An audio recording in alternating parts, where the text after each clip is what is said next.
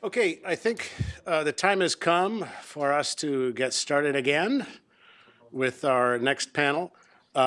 We've talked about U.S. Japan defense, trade, and technology cooperation in the broadest sense, in the strategic sense. We've talked about some of the technologies and institutions that can be part of this technological cooperation. We've talked about what the response of China may be and is to this kind of defense trade cooperation and the role of a third offset and others. Now it's time to talk about some of the ways, the mechanisms by which that kind of defense trade cooperation and technological cooperation can get underway and can take root and blossom. And for that, I'm delighted to introduce my friend Jim Schoff, who is going to introduce the other panelists for our next round. Thank you very much, Arthur. Appreciate it. It's a real pleasure to be here, and I appreciate the opportunity. My name is Jim Schoff, and I'm a senior fellow at the Carnegie Endowment for International Peace, where I run the Japan program there. And this topic or issue has always been something I've been very personally interested in, and an issue that we follow at Carnegie as well. So welcome to session 4 of the day. In the morning, we heard a lot about how science and technology can be vital to national defense, and it's also clear that this really increases the stakes for science and technology competition among countries. The good news is for the U.S. and Japan that along with competition, we have a pretty healthy track record of cooperation on this front, given our shared interests and the friendship that has grown over the years. So in this session, we're going to be looking at the promising frontiers of U.S.-Japan cooperation in defense, trade, and joint development. This dynamic of blending competition and cooperation has actually been has a long history in the alliance. Despite growing economic competition in the 1960s, 1970s, for example, the U.S. and Japan created the cooperative programs on natural resources, medical sciences, and energy, and space. In the defense field, they established the Systems and Technology Forum in 1980. And at the height of trade tensions, they created the joint high-level and working-level committee meetings on science and technology cooperation, working on nanotechnology, advanced materials, clean energy, ocean drilling, Arctic research, a whole host of issues throughout the 80s and into the 90s and beyond. Now, in defense, we've struggled at times with this balance between competition and cooperation. Certainly the advanced fighter FSX, the 1980s, 1990s was a challenge, but we've certainly managed to overcome some of those challenges in the context of missile defense cooperation, had some good success there among some other examples that were mentioned today. I think we're poised to accomplish more going forward, but to be successful, we need to think carefully about how to create a positive environment for collaboration and what is the best way to foster and support cooperation, and how do we balance the private and public roles, and what are the bureaucratic, legal, and market realities that we face. And to discuss this, we have a really wonderful panel that Hudson has recruited and put together, and I'm pleased to introduce them very briefly now. You all have their detailed bios, but we're going to begin with Pierre Chao to my left. Hope I'm pronouncing that correctly. Is the founding partner of Renaissance Strategic Advisors and a co-founder of Enlightenment Capital. He brings 3 decades of aerospace and defense strategy management consulting. He was a member of the Defense Business Board a few years back. He'll start us off with a kind of a broad overview. We also have James Armington on the end, who is Vice President for Japan, Global Sales at Boeing Defense, Space and Security, with significant business experience with and in Japan, living in Japan for several years with both Boeing and Raytheon, on top of a 20-year Air Force career. Adele Ratcliff, to his right, is Director of International Manufacturing and Innovation within the Office of the Deputy Assistant Secretary of Defense for Manufacturing and Industrial Base Policy. Most recently is the Director of the DoD Manufacturing Technology, or ManTech program, and the DoD's National Institutes for Manufacturing Innovation, now known as Manufacturing USA initiative. So a lot of hands-on experience in this blend between defense issues and innovation and manufacturing. And our cleanup hitter will be Farhad Jalinous. Jalinous is a partner in the Global International Trade and Global Mergers and Acquisitions practice at I'm sorry, I don't have the firm written down. White and Case. White and Case, of course, and heads the firm's national security and CFIUS practice, and he'll be introducing some of his experience with some of these legal bureaucratic aspects of development and defense trade. But let me turn the mic over to Pierre to get us started, and we'll go through some initial comments from all of the panelists first, and then engage in a bit of, try to talk together about what this all means, and then elicit some input from the audience, because we have some pretty experienced people in the audience as well. So I'll let Pierre begin. So, good afternoon, and thanks for the invitation. This is Washington, D.C., so I couldn't resist. I brought a few slides. But it reflects actually a set of materials that we had used in Tokyo just about 2 months ago, where under the auspices of the Society of Japanese Aerospace Corporations, we held a seminar and discussion on this topic in Japan. And we've jumped on this topic only from the perspective of, I think it's one of probably the most significant shifts in the defense industrial landscape in a generation. The potential of the opening of the and the entrance of the Japanese industry into the broader defense marketplace. And so if we look at it from a corporate strategy perspective and how sort of the peers in the industry is looking at this, we certainly have certain trends that are sweeping across the industry that are impacting on this topic in and of itself. First off, the focus of the last 15 years, as everyone in this room knows, since it's a very sophisticated sort of defense knowledgeable audience, has been very much focused on the counterinsurgency, counterterrorism sort of fight, or what we call the light end of the fight. And yet, over the last few years, the prospect of more near-peer conflict, the rise of greater threats, has been starting to loom larger, and is certainly entering into the planning thinking, and certainly entering into the strategic planning of quite a few people. And this shift from the light back to the heavy is something that you can see palpably inside the Pentagon, as well as MODs across Europe, as well as throughout Asia. And so we've been describing the marketplace these days as being sort of very barbell shaped, with two ends of the barbell focusing, and in many cases, both militaries and I think companies are trying to decide which end of the barbell can they play, or can they be at both ends.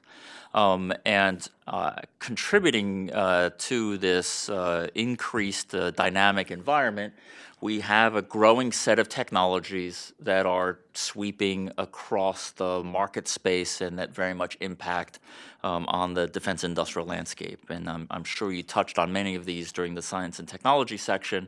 But there are two elements that I would note here from one perspective. One, it's not that unusual, right? We have been through other technological sort of periods of change. In fact, if you think about the technological shifts that were underway in the 1920s, 1930s, very similar to the extent of the advent of radio, of electronics, of air as a new domain, and others. And so the adaptation to technologies and the disruption that it represents, as well as the opportunities that it presents, it's certainly there. We just happen to be in a period where the maturity of the IT technologies is really, the impact is really being felt within the military domain, and the fact that it's now occurring on a globalized scale is obviously something that everyone is reacting to. And so this issue of U.S. technological superiority that is being eroded by the global changes in technologies and people deliberately targeting and trying to develop asymmetric technological solutions to our asymmetric advantages has certainly been the topic of the day. And you probably had one of the best people to talk about that with Andy Krepanevich, who's one of the godfathers of the thinking around the third offset and these topics. So I really don't need to dwell much here. But the key relevant point, I think, from a strategic standpoint is if you take the premise that the West, which I will use as a broadly or a loosely termed word, which would include NATO, the United States, its NATO allies, Japan, right, that relies on technology as the part of the center of its military capability set and advantage, is seeing that that lead beginning to erode, and there's a desire to recapture that. I don't care whether you use the word third offset or another one. I think independent of administrations and who's president and who's there, that core fundamental need is present. Typical for most administration changes, probably everyone will do the global search and replace in PowerPoint presentations and replace one word with another one. But it doesn't change the mere fact that what we're trying to do in terms of regaining a technological advantage where some has been lost or narrowed will be partly the name of the game for the next half decade. And if that's the case, then the ability to tap into pools of defense technology and commercial technologies that can be leveraged draws you only to a handful of places around the globe if one wants to be fairly brutally honest about the assessment of where pools of defense research and development exists, right? The United States, the United Kingdom, France, Japan, China, to some extent, that's probably where I would draw that list. And so when you take a look at the Japanese MOD's list of top priorities of where they would like to spend money and take it at face value, and you work down your list, whether that's missile defense or persistent ISR, et cetera, it should be in some ways no surprise that many of those match up in terms of the technology sets that the United States is interested in terms of making sure that we maintain a critical technological advantage. By the way, these slides are available for distribution. So, and I think it's in the mere fact that there's that commonality of interest relative to technological and capability sets that matches along with the U.S. that will act as one of the key underpinnings of the potential opportunity, that we have, and historically has been sort of the case, and the driver. I could probably also add in Europe on top of that, to the extent of, if you look at, once again, what the UK is interested in, or what I would call, those countries that are interested in fighting along with the US on day one, right, the UK, you would see a very similar list as well in terms of capabilities. And so the UK-Japan treaty that was also signed is an interesting sort of third leg in this overall picture. And so the relaxing of the rules, or the opening up of the opportunity set that have been carefully prescribed, which I don't need to spend much time on because this is what this entire conference is about, I think is creating the opportunity set for companies to do some of the thinking. And it's here that I would pause a little bit, that where we saw similar behavior, for example, when the U.S.-UK technology sharing treaty was promoted ahead, there is this constant struggle between industry saying, I'd rather see, government-to-government programs first be established, then we'll follow behind because we don't know how far to go. And yet in other cases they're saying, boy, if I wait for that, the opportunity will never occur, and therefore I need to push ahead. And perhaps just like Fulton had to build his steamship and sail it up and down the line to prove to the Navy that steamships worked, I think there's a certain opportunity set for corporations to, to perhaps move a little bit, ahead of industry, as uncomfortable as that may be. Given the rapidity or how quickly development technology cycles are advancing, perhaps sometimes waiting for government-to-government programs to fully develop may not be the case. And we've certainly seen the opportunity in how you can develop these relationships on a commercial basis. Commercial aerospace, for example, is a very good example, as well as if you take a look at certain U.S. European corporate relationships, where it's gone a little bit ahead of sort of where the governmental relationships are. And so if we think about where the three opportunity sets for Japanese-U.S. relationships or opportunity sets, they occur in three domains. One is now the ability to sell indigenously developed and core capability sets as a pure export, and we saw the early attempts with the submarine program in Australia, for example. But I think there are others that don't necessarily have to be about a platform or a prime OEM product. The second one, opportunity set, is probably one that is most familiar and has been the basis of the U.S.-Japanese relationship, which would be centered around co-development and licensed programs back and forth. There's certainly an extremely long history of that, and so we would not be treading any new grounds from that perspective. And the third one, which is maybe a little bit new and now feeds into some of the discussions that are going on in the U.S. about third offset and how do you tap into commercial innovation, the ability for the U.S. defense industry to tap into Japanese commercial technologies, either directly or, we think more likely, probably through the Japanese aerospace defense companies. Only because the defense industry has had a fairly difficult time of tapping into commercial technologies directly, and most commercial companies recoiling a little bit in horror when they try to deal with the government and all the acquisition rules, et cetera, right, on a pure commercial basis. And so therefore the familiarity of running those technologies through an industry landscape that's familiar might be a quicker way to get some of those technologies injected into a defense or into a defense landscape. And if you think about some of the core technologies that Japan is actually known for these days, whether that's robotics, automation, UAVs. So for example, probably the densest and most active user of UAVs in a commercial setting is actually Japan with precision agriculture, right?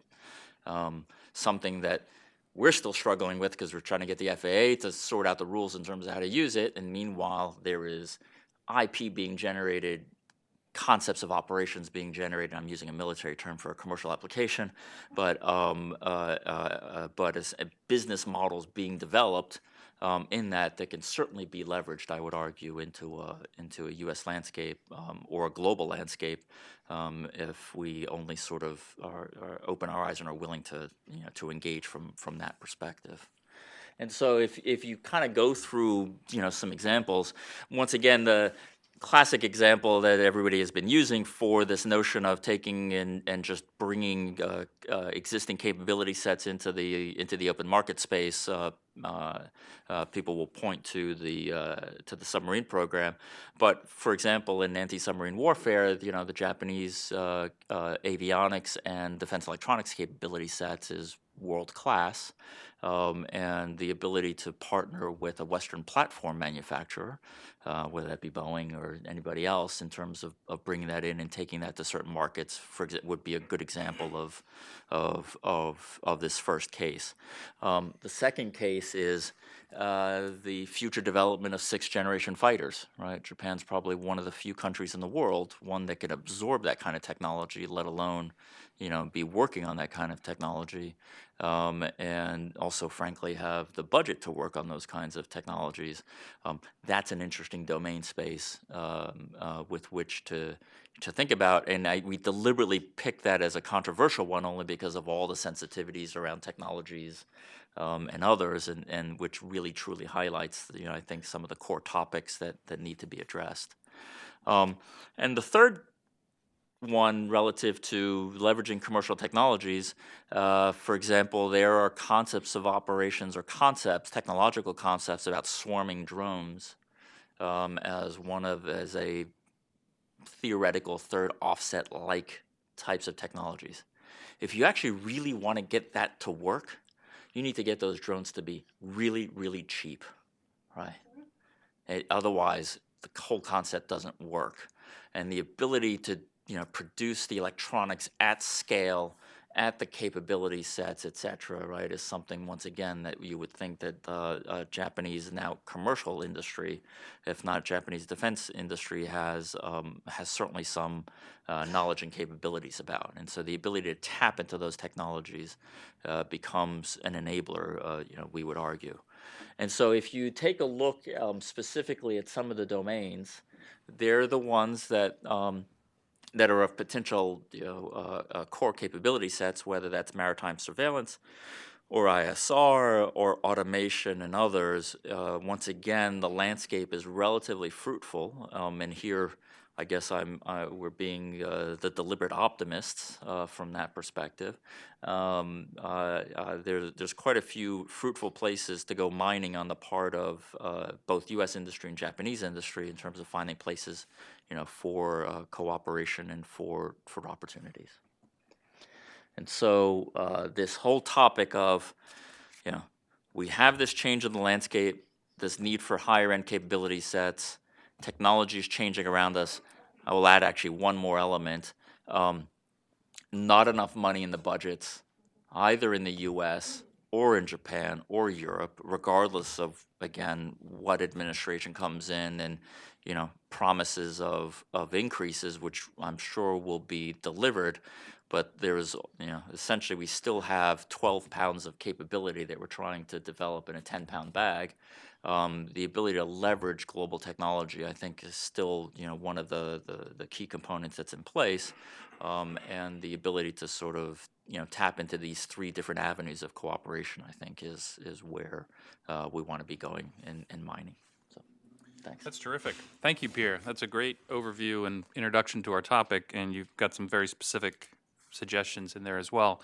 Let's take it one step lower down from kind of a company perspective, not necessarily just your company, but Jim, why don't you share with us some of your thoughts about this topic? Okay, great. Well, thank you. And a lot of my points, I think Pierre teed up as well very, very nicely, and maybe I'll add a little dimension to that. But I'm excited to be here and part of this forum. I've been, as you know, I see many friends in the room. I've been involved in U.S. Japan alliance for over 25 years now, various responsibilities.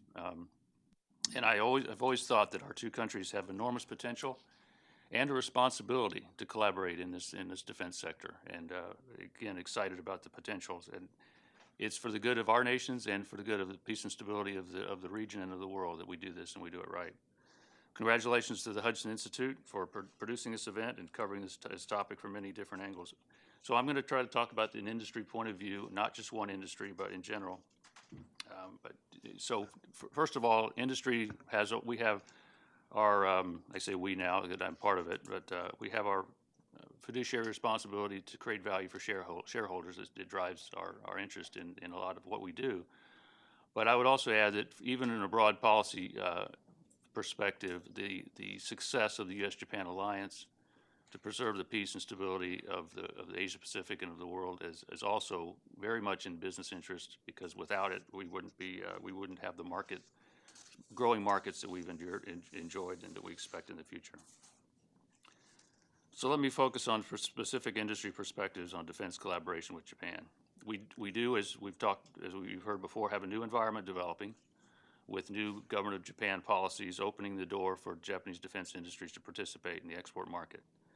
Past policies frankly, eliminated those opportunities, and the revision of the three Ps suggests a very different future. So looking back, October 2010, at the time, former Prime Minister Shinzo Abe was here in Washington. In fact, spoke here at Hudson Institute in part of his Make Japan Great Again campaign while he was out of government looking to get back in. He spoke about a malaise in Japan at that time. Japan had been passed by China as the number 2 economy in the world. Japan had been passed by China as the U.S.'s number 2 trading partner. And he spoke about needing to re-energize Japan's future. The 2 trends that he spoke that were most disturbing were dealing with the rise of China, number 1, and dealing with the Japanese deficit, number 2. And to try to do one without considering the other would just exacerbate the problems with the other. An arms race with China would make the deficit impossible. Solving the deficit by cutting defense spending would certainly have consequences on the defense side. So he was looking for not a third offset at the time, but looking for a new policy. In fact, he suggested eliminating or opening up the three Ps for defense export would help energize Japanese defense industry to participate in the global market, to begin to grow on resources outside of the Japanese defense budget. In fact, his recommendations were also so widely supported by the DPJ government at the time that they, in fact, implemented the policy change in 2011, late 2011. As we all know from history, and now Prime Minister Abe is back in Japan, furthering those same initiatives. Since 2011, then, or since that time, industry has been looking at this as an opportunity, but also as a little bit of a dilemma. You know, what is industry going to do? What is industry going to recommend to governments? How do we get the ball rolling to actually achieve the dream of defense collaboration within the alliance? I was in Japan at the time, 2012. I was the co-chair of the American Chamber of Commerce Aerospace and Defense Committee, and we initiated we wanted to put out a joint statement with the Keidanren Defense Production Committee. So we spent several months working up some policy recommendations for governments from an industry perspective. You know, what are the challenges seen from industry? And for any of you interested, I brought a few copies of that joint statement. But it sort of framed the path forward in 4 primary categories. One, the government-sponsored co-development of needed defense capability. The second one was, I believe, industry, as I think Pierre mentioned, industry initiative from a sort of a non-government research and development be faster and using maybe spin-ons of commercial technology. The third one was license production programs that we've been working with Japan for many years. In this case, flip it to allow U.S. companies to license Japanese technology into defense products in the world market. And the fourth one was a single country sponsored program that both industries would participate in. One would be a prime, one would be a subcontractor in typical defense contracting method. So we briefed these out to the governments, and I think some of the points were adopted and considered. The commercial aerospace example, I think Pierre mentioned before, again, very successful, at least from a Boeing perspective. It has been with Japanese heavy aerospace industry playing a major role in not only producing the aircraft, but now designing some of the most, obviously the safest and most efficient passenger jets in the world today. Not to make a Boeing commercial, but I think that's a good example of the kinds of technology cooperations that's possible. Granted, defense is different. Defense trade has some different constraints that we'll have to factor into it. But again, in the dialogue experience since that time, we realized that even though Japanese policy authorized Japanese defense industry to participate in the defense trade, in a democracy, public policy doesn't direct and compel. It's more about creating incentives and managing incentives, and that's what I think really is still a factor that is developing, and that is the incentivization of Japanese industry to actually participate in some of the opportunities. As many of you know, Japanese defense industry is structured differently than the United States. Very concerned about reputational hazard associated with being a major commercial company being associated with defense programs, and that's a real factor that they have to deal with. Profitability is another. The concept of shared risk for new development programs in the United States. Government shares along with industry, especially for a high-risk, aggressive defense program, some of the risks. The Japanese government is not yet, I don't think, developed that kind of risk-sharing model, and if it falls on industry to take all the risks, obviously they're not going to be interested. And then opportunity cost.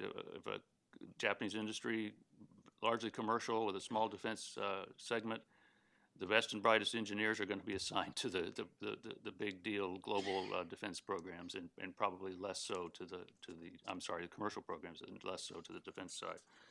So these are just some observations just from trying to wrestle with this problem or this issue from an industry perspective. But I think it'll work.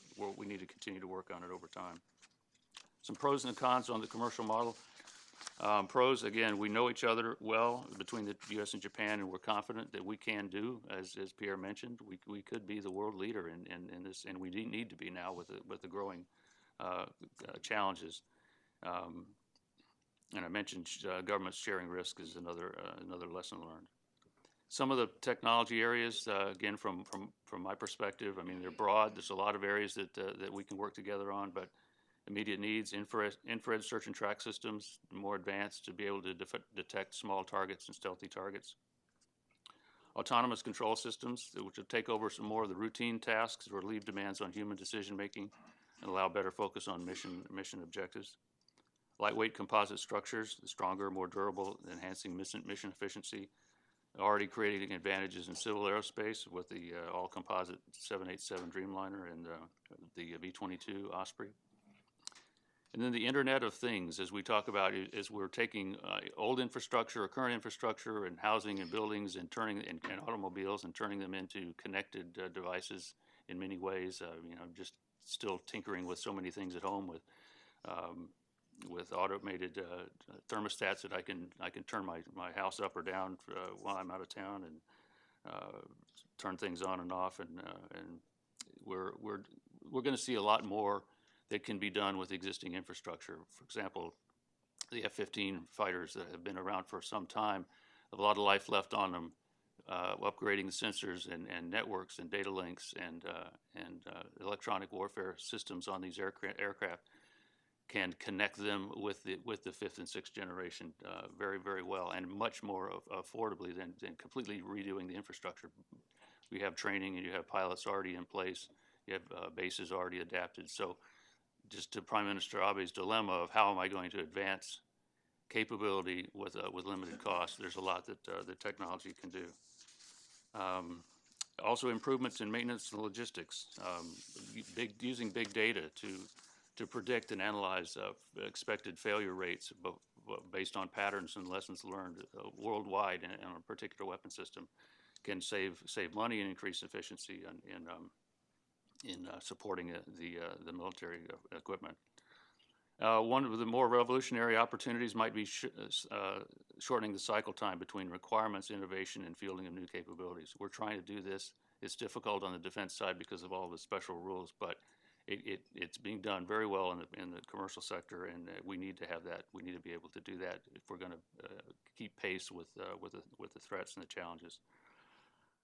And so, in summary, U.S. and Japan aerospace industry have proven how close partnerships, long trusting relationships, and hard work can bring evolutionary change to our commercial products. The government of Japan has created a unique opportunity for us to apply the same lessons to defense, and we think these is critical that we take advantage of this to ensure Northeast Asia remains safe for many years to come. So my time is up, but there's a lot more to talk about, and I look forward to questions. But again, I want to stress that the incentivization of what you want to see happen is an important thing to address in terms of the government policies. we're going to need to see some champions, I think, some really high-level political push to make some of these programs, especially the groundbreaking road paving types of initiatives. It's so easy for a well-meaning collaboration to unravel at the local level due to various problems that come up. It's not necessarily cheaper or easier to do, but some of these projects I think are going to need strong government push. Not to say that industry can't do our share on our own. So with that, let me look forward to questions and turn it back over to you, Jim. Okay, thank you very much, Jim. Appreciate that. That's a very concrete, practical perspective, and I have some questions I want to come back to you on when we work through the panel.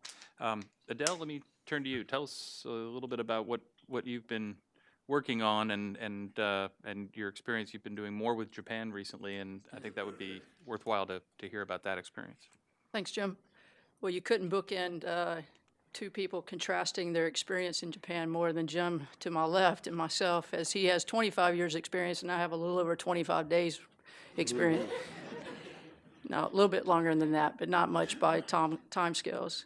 I've spent the majority of my time in the Beltway at the national level talking about manufacturing dominance underpins technical dominance, right, and trying to drive that into the vernacular of the Department of Defense and national security implications of that for our nation.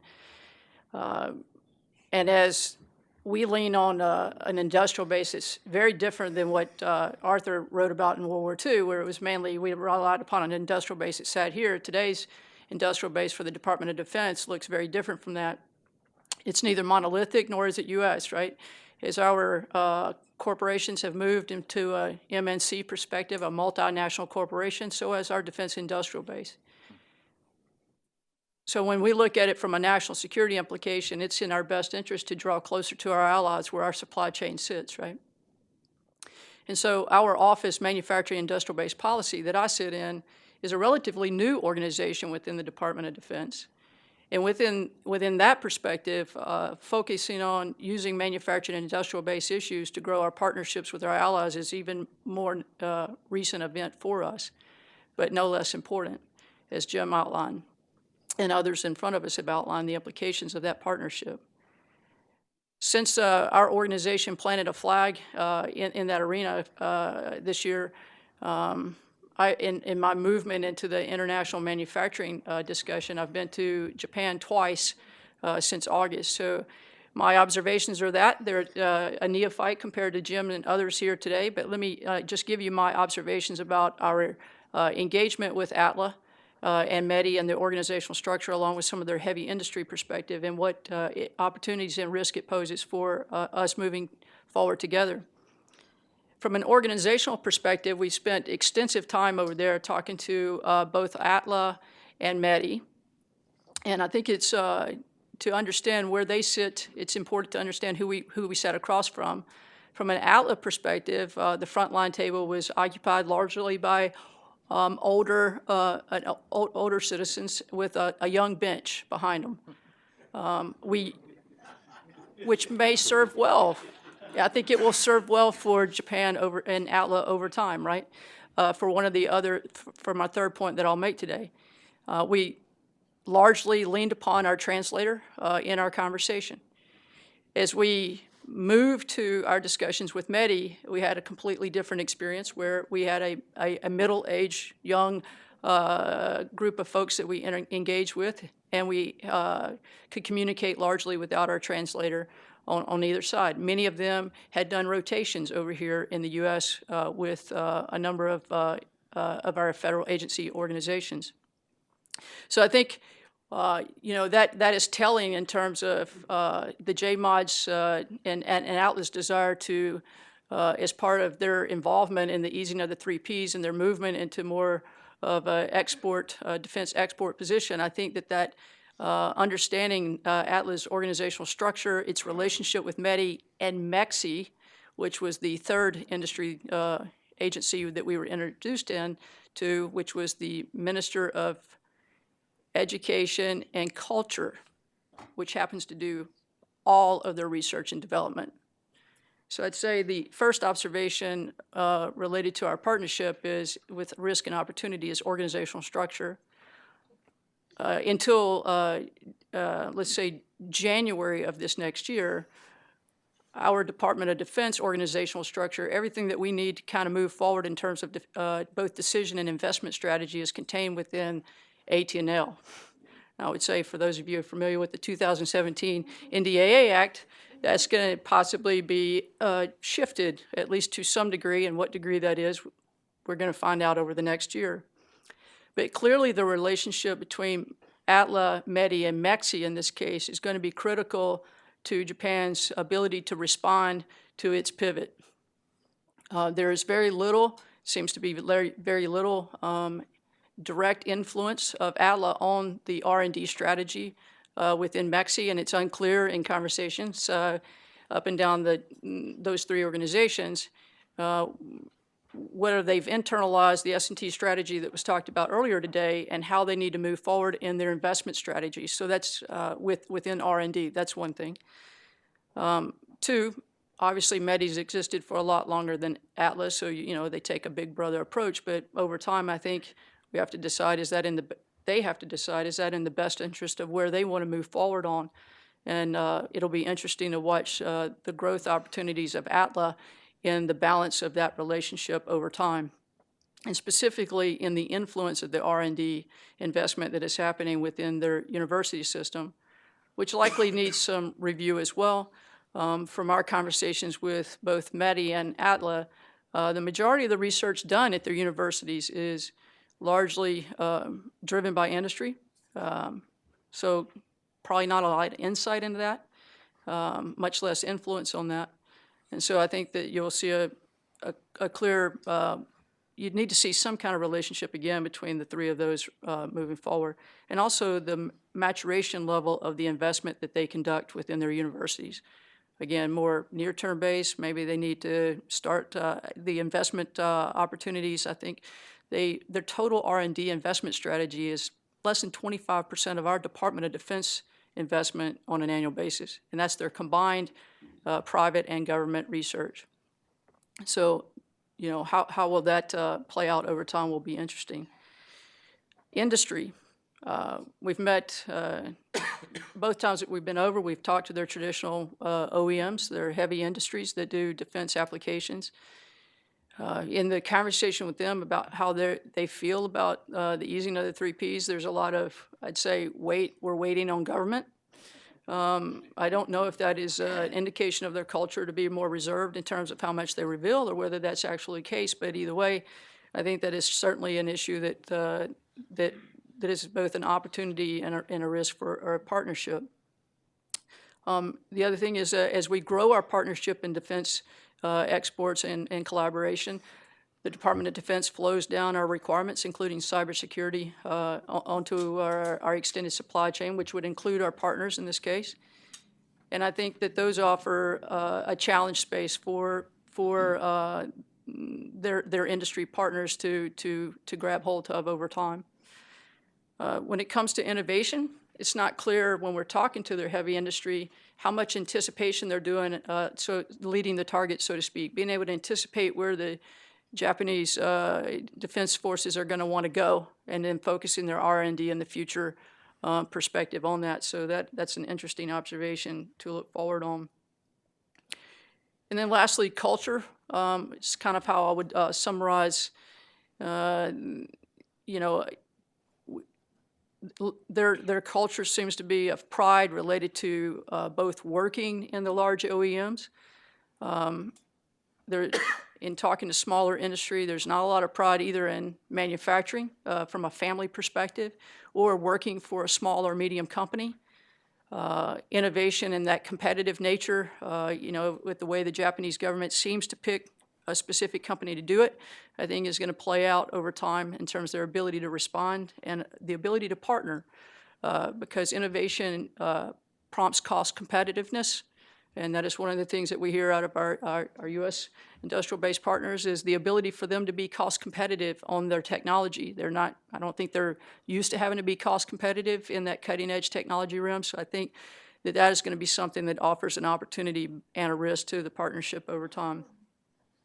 But the defense pride is the one that, the acceptance of the pivot, I think, if the issues that we talked about earlier, where time and the compression of time is the biggest threat to national security of the future because of the rapid advancement of technology, then you'd have to look at the issues related to culture and overcoming the national mindset of why we need to pivot as possibly one of their greatest challenges that they face, and also one of the greatest opportunities that we face in maybe helping them.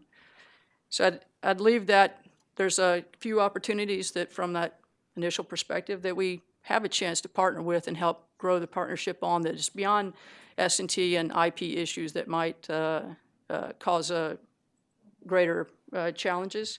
One is just helping them grow their organizational structure and their business sense about how to do defense procurement and export. Exchange rotations of ATLA into AT&L or whatever future structure that is probably one that needs to continue that pacing that we've had this past year. Jim talked a little bit about sustainment. Cutting their teeth on logistics and sustainment might be a way. The JSF and sustainment of that and logistical centers might be a first tranche of growing their competencies in defense export over time, right? And certainly an innovative culture of the up-and-coming generation, exposing them to our innovative culture, like what we see out at DIUX. We've talked to our VC community and others about possibly working closer with the young emerging companies out there, exposing them to opportunity space here so that you accelerate that acceptance, so to speak. And while we hear a lot about the fact that they are somewhat stovepiped in their defense industry versus the commercial, I'd offer that that's not too unlike what we face today in our defense industrial base. We're very heterogeneous. We're not monolithic. With the exception of the name at the OEM level, our extended supply chain relies very much on a commercial basis. The majority of our industrial base, 10-20% of their business is towards the Department of Defense, and the rest of that is towards commercial opportunities. So I don't view that there are challenges necessarily unlike our defense industrial base. I think their largest challenge is going to be across the cultural chasm of making it okay to acknowledge that they do business in the in support of defense industries where it overlays into that commercial realm. Great, thank you, Adele. No less valuable, your input for sure. And that point you made about leading the target in terms of identification of key areas that the warfighters will need a couple of years down the line, reminded back to me, linking to Dr. Hokozono's remarks about the technological surveys and the role that the survey plays in trying to help identify this this defense R&D agenda. Let me turn to Farhad Sure. next. One of the areas that ATLA or MOD early on identified as one of the areas of defense procurement they wanted to pursue beyond domestic was international and joint development, and that connects to some of the issues that you've been working on for many years. And it's interesting that we started from a very macro level with Pierre, and then we moved down to the nitty-gritty regulatory process that is what I'm going to be talking to you about, which over time has taken on more significance in inbound investment into the United States, and to the extent that we are talking about an extended program of defense collaboration, it does need to be based, at least in part, on a solid foundation for welcomed inbound investment into the United States from a national security perspective, and vice versa. And in fact, one of the things that we have seen, and we'll get into the CFIUS discussion, but one of the things that we have seen develop over the past few years, not only in the United States and Japan. In the United States, it's been around. The National Security Review of Foreign Direct Investment has been around for quite some time now.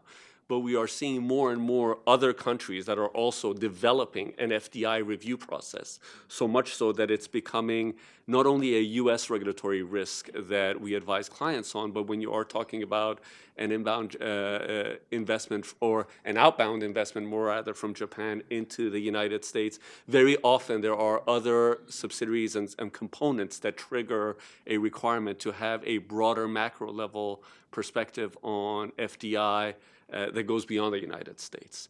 As I said, I mean, the CFIUS process has been around for quite some time. As you all know, it's the national security review process for foreign direct investment in the United States. It's conducted by the executive branch. There are multiple agencies that are involved in this Committee on Foreign Investment in the United States. It's chaired by the Treasury Department, and it has grown in prominence over the past few years, so much so that it has become a fear factor when you're talking with a lot of sources of foreign direct investment into the United States. I'm very happy to report to you that with respect to inbound Japanese investments over the past few years, it has not been a significant consideration. It is an important consideration, but it has not become a regulatory hurdle as it could have become,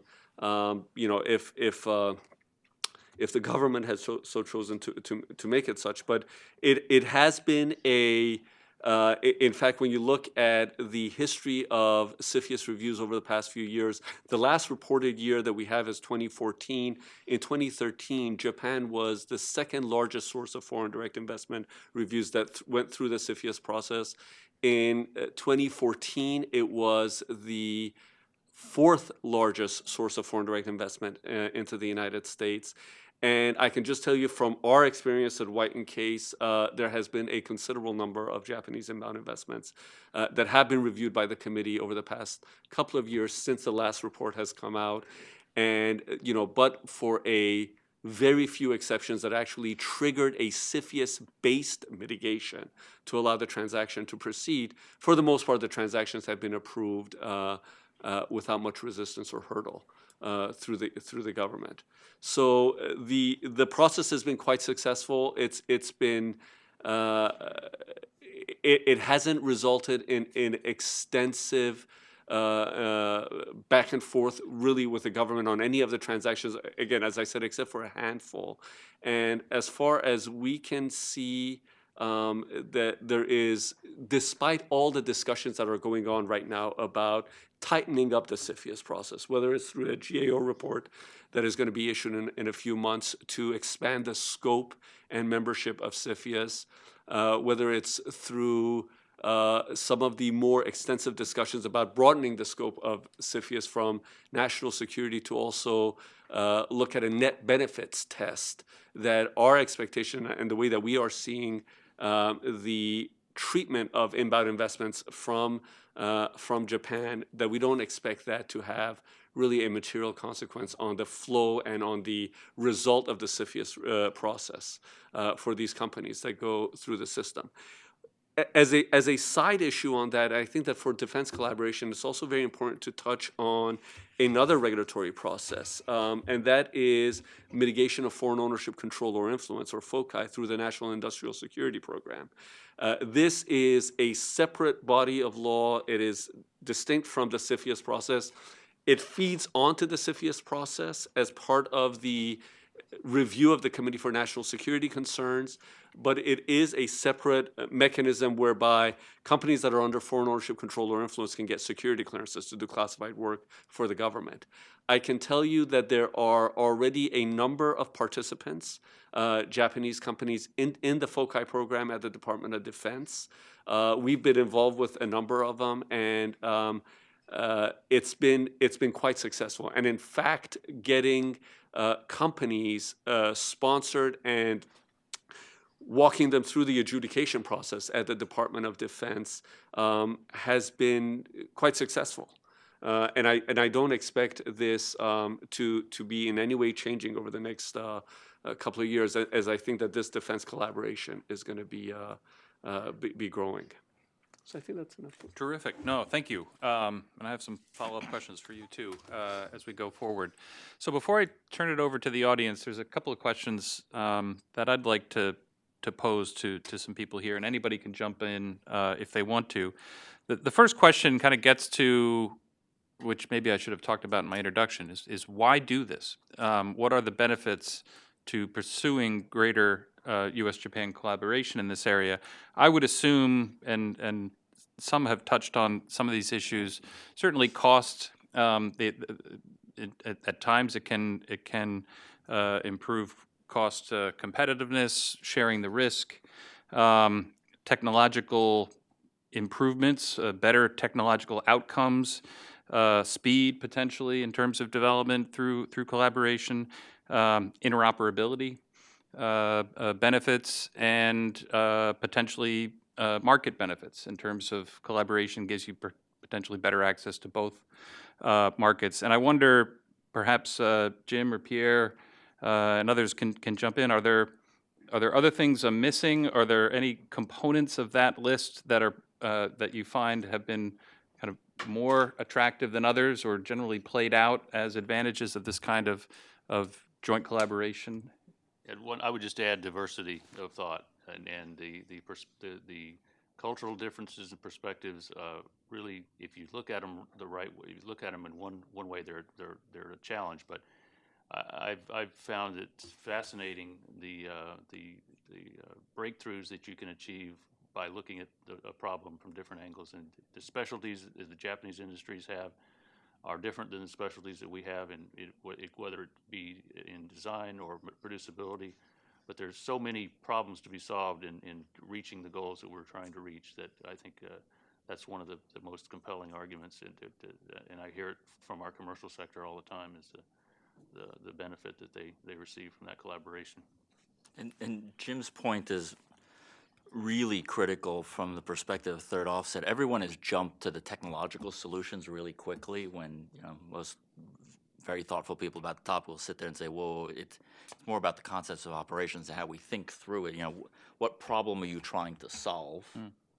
And then I'll find out what the answer is, and maybe half of the answer is maybe technological as opposed to, again, different concepts of operations. And Japan's going to look at, one is going to have a different set of problems, right? Or the problems that overlap with us will be different than other allies, and so therefore we'll have certain insights. I think the other key difference between that list, which is in some ways the cost is a traditional list. We've used that for the last 20 or 30 years. Adele's point about the increasing clock speed and cycle time, that in some ways, if we're going to match that or keep accelerating,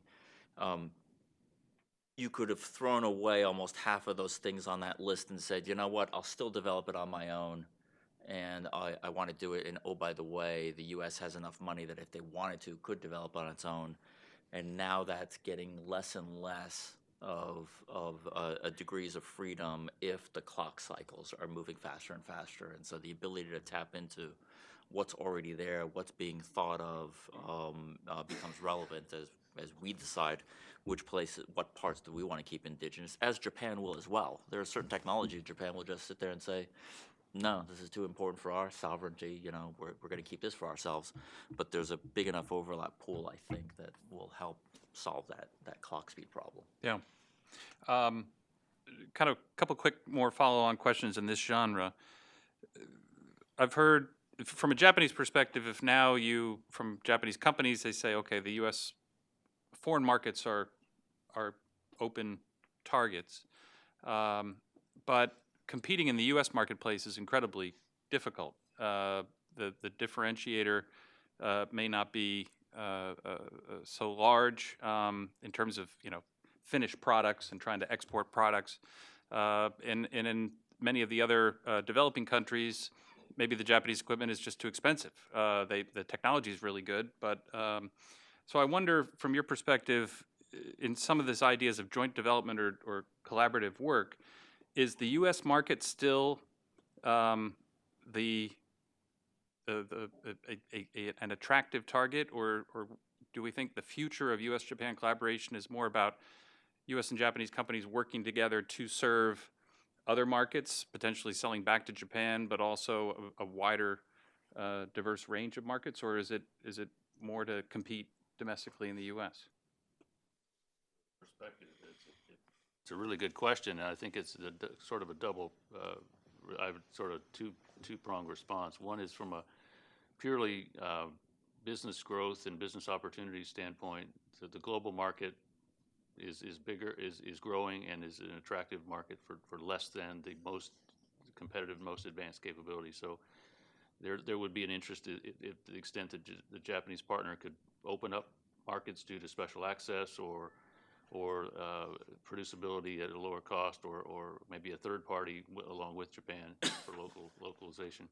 But I still think the main alliance interest is really in the U.S. and Japan's market for top end, really advanced third offset type capability. It's a muscle that we haven't developed very well, that we're going to need to have in the future in our alliance. And it's easy to say, well, it's too hard, it's too competitive, and it is right now. But if we are deliberate in it and we develop that muscle and we do it and drive costs down and drive responsiveness up, I think we'll have something worth, I mean, from a policy standpoint and from a business standpoint, that's valuable in the future. Thanks. Adele, I wanted to ask kind of a follow-on question for you. On the U.S. side, given your experience here, how proactive, I don't have a good feel for how proactive the Defense Department or the U.S. government is at kind of shaping the supply, the international supply base. You know, you described about this kind of diversification of the supply chain and the U.S. defense industrial base. Does the U.S. government try to manipulate that or shape or steer it in certain directions? And I'm asking that with implications for as Japan potentially begins to, you know, further diversify its base in that regard. What do they need to think about from what you've learned? So I'll quote one of our OEMs at a recent forum. Our defense industrial base is healthy when our customer, the Department of Defense, is healthy, because how we spend is how they respond. So we shape through procurement, right? But in terms of the relationship with Japan and the U.S., I think going back to the question that preceded this one, you know, which direction is it going to go? Okay, probably both, right? But why do we do it? Because at the end of the day, it is your presence and your relationships that really allow you to leverage and optimize the capabilities of both sides. If we're not going to own our defense industrial base wholly within the U.S., then it's critical for us to develop allies that we can lean on with confidence. And so growing that partnership through, in this case with Japan, on business relations and other aspects increases our confidence in each other in that shared defense supply chain. Thank you. And my last question before we turn it over, Farhad, I wanted to ask, I would assume you've had a decent amount of experience in this realm with, in the defense realm with European companies first, and I wonder if there's been, if you've noticed kind of an evolution or a trajectory of how that process evolves in terms of when that kind of investment first starts coming in and then begins to evolve as it matures or becomes almost more indigenized or connected in terms of partners. I wonder if you could tell a little bit of your experience on the European side and Sure. how that might translate. If you look at it from a macro level, there are really two models that companies have adopted, and I think that the first model has been very logically far more successful than the second.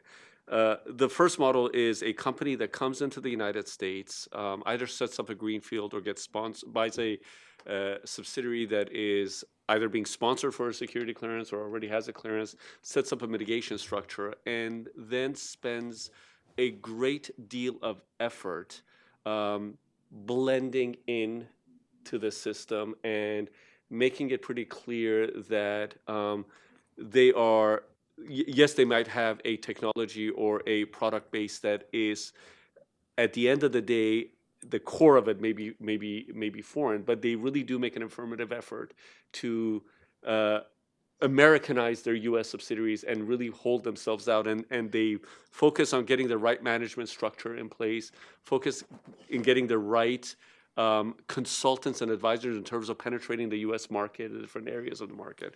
And then there have been other companies that, for whatever reasons, have not been able to really put on an American face as they've come into the market. And what has been clearly the trend with those companies that over time, their ability to continue to be successful in this market has been significantly diminished.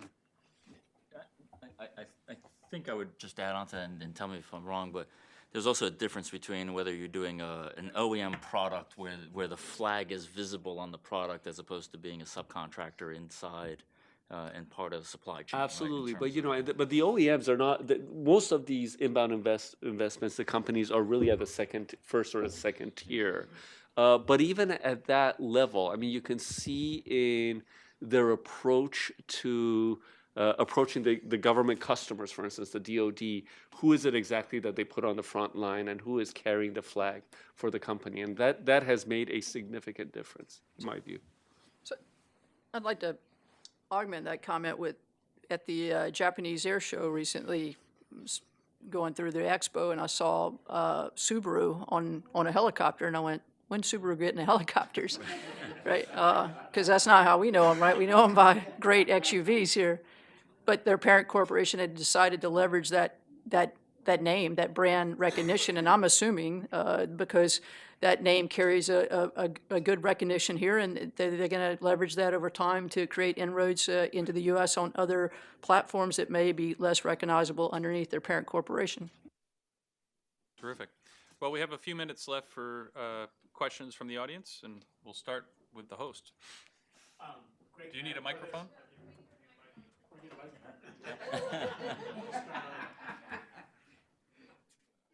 Great panel, wonderful panel. I'm going to focus on the question that arose. Jim Armington raised it first, but I think it's scattered all the way through this discussion, and that's incentivizing and providing incentives. Here we've got this amazing relationship that can develop between U.S. and Japan in developing these kinds of technologies and systems. We have it. We have the sort of seeds of it. We want it to grow and blossom. For each of the panelists, what is the proper role for the federal government? In the most constructive role the federal government can play in this. Notice I don't say DOD, I'm saying the federal government here. Now, on the one hand, of course, at the one end, there is always the issue of the federal government becoming too pushy in ways that alienate and become a challenge politically for Japanese cooperation and collaboration. At the other end, however, there is, I think, too, the worry of trying to lead from behind in ways that basically don't really sort of get this party started in important ways, except in sort of small, discrete batches. Some of you know, I've been working for some time on the idea and advocate of a U.S. Japan Defense Trade Cooperation Treaty. And to make a long story short, the response that I will get when I talk to people at DOD about this is, well, we don't really sort of feel like it's an industry priority. When you talk to industry people, they say, we don't really feel like it's a DOD priority. Chicken and egg, right?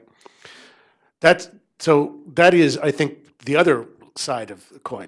Now, from the point of view of, Adele mentioned my book, Freedom's Forge, one of the things to keep in mind is that development of the arsenal democracy, that it was in very much the Great Britain that led the way there, that cleared the path, that opened up the kinds of technologies and the production lines that made it possible to create the arsenal democracy, where you had the British government just going to companies like Lockheed and North American and sort of saying, build us some planes. And in the case of the British government, they went to Lockheed, they went to North America, and they said, can you make us Curtiss P-40s? Because we need those for our frontline fighters. And the CEO, Dutch Kindleberger of North American, he says, I can build you a much better plane than the P-40. He said, give me a few weeks and I'll come up with a planned planes, we'll build a prototype, you fly it around, see what you think. And what the British got was the P-51 Mustang. So now, obviously, that's a very different environment in terms of defense procurement and the role of companies here, but it does suggest that there are ways in which a U.S. government perhaps can be pathfinder in developing this in specific ways, and I feel like this is a panel that could point to some of those specific ways. You know, I can start with one and it's in a very small specific sector. as I talked about FOCI mitigation, for instance, mitigation of foreign ownership so a company can hold a security clearance, there is a migration in the analysis by the Department of Defense, the Defense Security Service, for instance, towards a risk-based analysis versus a more of a structure which was predominantly based on saying, okay, if you're a majority foci, here are the two options. If you're a minority foci, here are the two options. I think that the risk-based analysis, if it's properly engaged and applied, that structures a mitigation structure to be truly reflective of the risk that comes with that foreign ownership by a Japanese company, that could be very helpful in encouraging more and more companies to come into the classified market and being involved in that. So incentive is exactly the right word to be using, right? Because if it's reform or attempts by prescription or creating yet another agency or changing a box or whatever, you won't get there. And if you think about the examples that you used, as well as even more more recent examples, the incentive that has generated the most amount of reaction has been around the pursuit of programs and opportunities to compete, right? And if you want to do it in such a way, and once again, this now taps into some of the third offset perspective.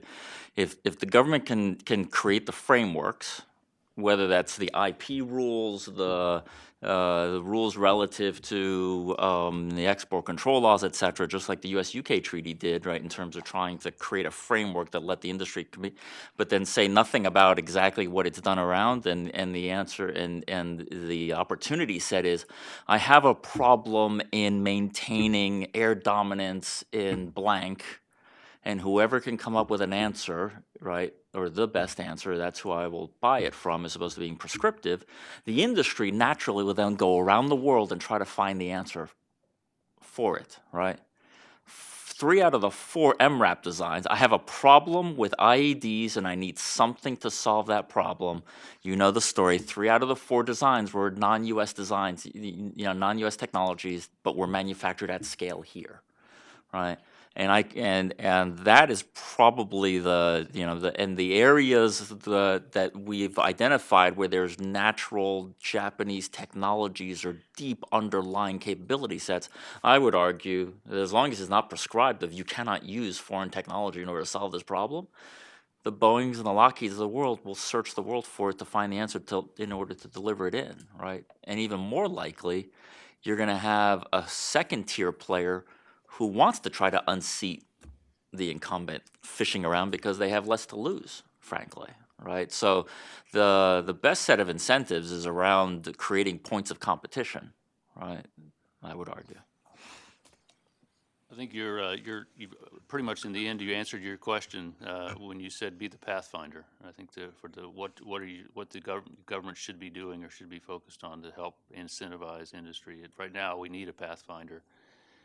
And collaboration, U.S. Japan collaboration on a project like the SM-3 project that actually was conceived back in the 90s when I was in OSD policy. I remember the difficulty getting traction behind a policy. Missile defense cooperation was a policy-driven as opposed to acquisition-driven decision.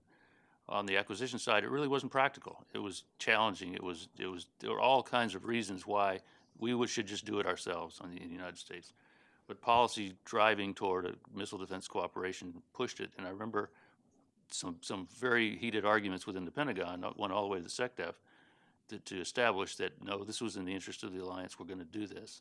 And I think it's going to take that, initially it's going to take that kind of foresight and a political will to exercise the muscles to realize, and of course it has to be carefully chosen which sector we're going to find this path in, but being the pathfinder, I think, will reassure industry, both in the U.S. and Japan, that it's worth the risks, that there's a future there, and it's something that we want to be involved in. So in our engagement with them, or in their engagement with us, we have found them hugely enthusiastic in their questioning about how we do business, and also in their interest and inquiries in the Manufacturing USA institutes centered on, which were public-private collaborations between all of government on our side with industry to help create healthy ecosystems on new emerging technologies. our all-of-government approach is one that we could work with them on in terms of within their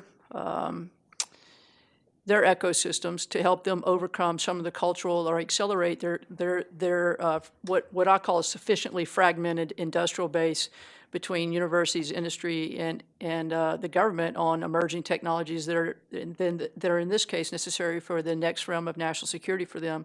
And those would offer not only a whole of government approach from our side in terms of collaboration, but a whole of government approach from their side, which would hopefully accelerate some of the issues that we've talked about today. Thank you. Let's take another question. Mindy Cutler. I direct a small think tank called Asia Policy Point, and I work a bit in the weeds of Japanese politics. And it concerns me that the discussion, that our assumption of Japanese-U.S. cooperation assumes that the Japanese do want to actually cooperate. If you look at 80% or more of the Japanese cabinet, they're members of organizations that are basically against cooperation and want an independent Japanese defense. Historically, what you are finding that the Japanese defense industry hasn't changed in maybe 80, 90 years. It's still Mitsubishi, Kawasaki, Sumitomo, and all the new names are just names from bigger conglomerates. And they have the baggage, these companies like Mitsubishi, of having used Americans and Allied POWs as slave labor and never apologizing. So there's a lot of baggage that these companies bring to the table of wanting to have an independent defense, want to have the independent manufacturing, want to avoid their legacy. And I don't see anyone trying to approach some of that. Well, I'm not sure what the question is. I mean, there's all kinds. Yeah. You don't really have a willing cabinet. And you don't really have a contrite industry that wants to really cooperate. Well, And does the American Defense Department want to be cooperating with companies that still don't respect American soldiers? well, if any on the panel want to field that, I think all the evidence is to the contrary, that the Japanese industry and Japanese government does want to cooperate. That's why they changed the rules and the laws. I'll jump on this one.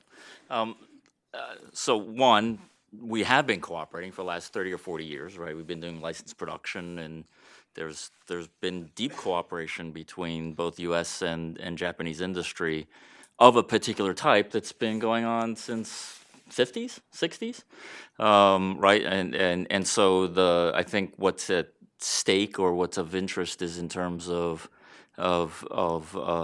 turning around and sort of growing them forward.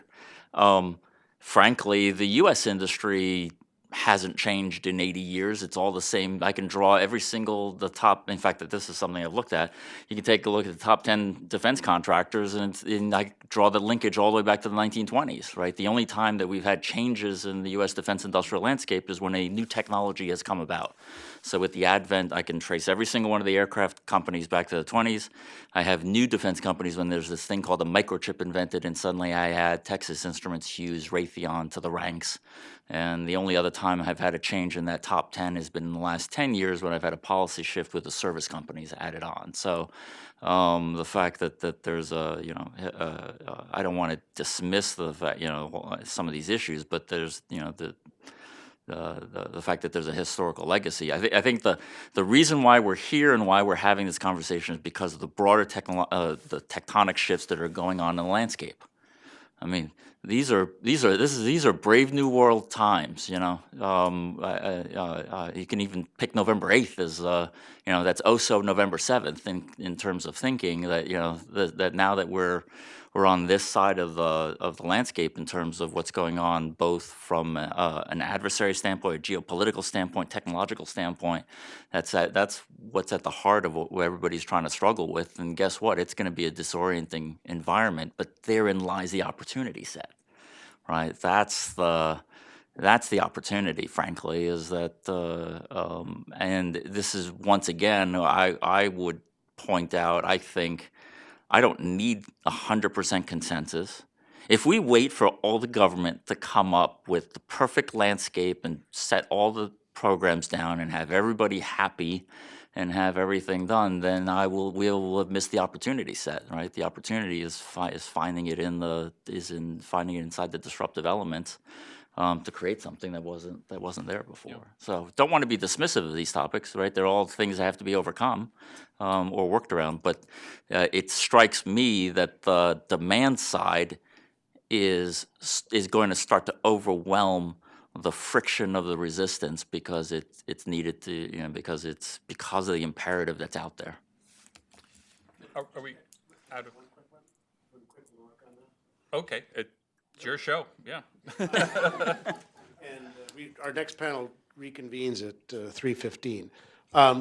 Just on the point of view of American view of Japanese companies, I think that view has changed dramatically over the last 20 years now. And I think from the point of view of when people think about Japanese companies now, they think about companies like Honda and Toyota and Nissan building plants in the United States, bringing in cool new technologies, providing jobs.